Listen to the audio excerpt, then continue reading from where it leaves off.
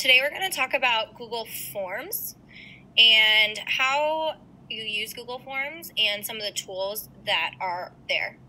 So Google Forms is a way of collecting information from multiple people in regards to certain questions. So for example, if you ask a survey and you're trying to understand what the best day to have your birthday party would be on, you could send out a Google form to all of your family and friends and give them several dates, and they could select which dates might be best for your birthday party. We are going to use this to create a survey on, we decided to do Would You Rathers. Now, the first thing I want to remind you is that these need to be 100% school appropriate. Things containing food are fine, things containing sports are fine, otherwise you need to be approved by the teacher. So to get started, when you get to Forms, you're going to go to forms.google.com and it's going to take you here.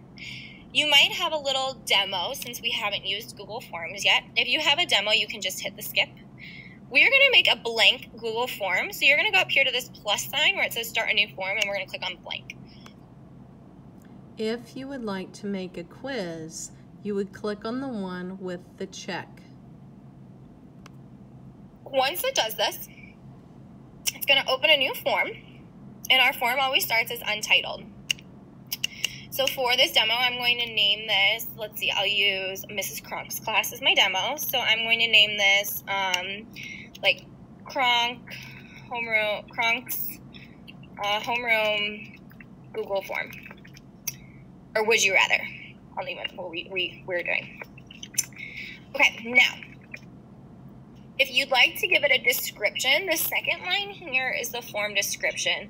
So this is if I want to give directions. So my directions are going to be for the questions below, select the answer that you would rather have or choose. Choose has one O. Okay. Has two O's. Okay. Now, the next thing that you're going to do is you have an automatic question here. And for our responses, we're not going to collect names or emails.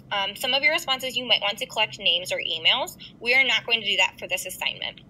So for this assignment, we're going to go ahead and start adding our questions in. So here, where it has untitled question, we're going to put our first question. So would you rather, remember all of our questions are going to be would you rather, and then our options are going to be what changed. And we're going to have all multiple choice options. We have lots of options here. You can do short answer, paragraph, check boxes, drop down. We're just going to do either multiple choice or you can do drop down. Those are the only two options that we can use. So I'll show you both. If we do multiple choice, for example, would you rather eat a cheeseburger? So that would be option number 1, or A, I could choose. The second, if I go down below, it says add option. That's where I'm going to click, and it gives me a new line. So that would be like option B. So would you rather eat a cheeseburger or eat a Hershey candy bar? Or maybe just a candy bar. How about that? Eat a candy bar. Okay, so now we've made our multiple choice question. We have 2 questions. The next thing we're going to do is go down here. We want to make sure this question is required. What that means is that students cannot move on or submit their form without answering that question. Okay, now we've made our first question. We have 2 choices. Would you rather eat a cheeseburger or eat a candy bar? If you finish early with all 10 of your questions and you'd like to add a third option, that is okay. However, you need to make sure you have all of your questions done first. So since I have my first question done, to make this easier, you have 2 ways of adding your next question. You can hit this plus sign here, which will add another question. Or, since all of our questions start with would you rather, what I'm going to do is I'm going to go down here and I'm going to click duplicate. What this is going to do is it's going to make that exact question repeat again. So now I have 2 of the exact same question. And what's nice about this is all of our settings are saved. So you'll notice it's already required. We don't have to change that setting now. So I already have my title, Would You Rather? So now I just need to change my options for my second question. So would you rather play Fortnite, which I know is big now, Fortnite, or that's not Fortnite. I don't know how you spell Fortnite. Fortnite. Okay, play Fortnite. Oops, I cannot spell today. Or maybe play Roblox. I don't really know how you spell Roblox either.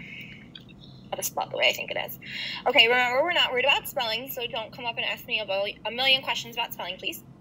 Once you've done this, you have your second question done. If you want to change this to a drop-down, for example, instead of having a multiple choice where they click on the question, now what they'll have is they'll have a drop-down menu and they'll have to select the one of the two that they want.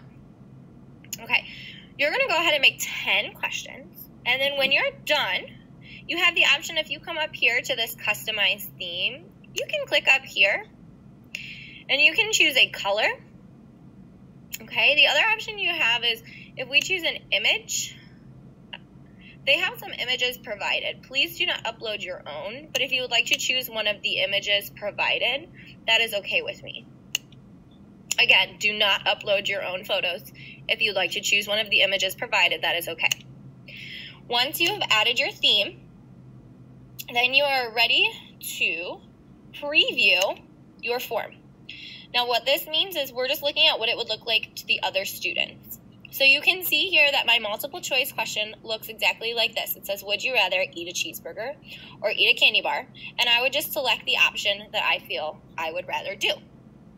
The second option is our drop-down menu, and that is where I'm going to choose either play Fortnite or play Roblox. Either way, it's the same concept, but instead of having a drop-down menu, you have multiple choice or vice versa. Okay, if I go back to my form, the last thing we need to do is make sure we name our form. So if you come up here where it says Untitled Form, we're going to click and you're going to put your last name. So I would put King. And then in parentheses, you're going to put your teacher's last name. I would like you to put your first name, space, last name. Then in parentheses, you may put your teacher's name. So that way I know who it is. So King is my first name. Kronk, it would be my homeroom teacher's name. And that way it's saved so I know that that is the what I'm looking for. All right. Once you've made your forms, you are ready to move on to the second video, which is sharing your forms.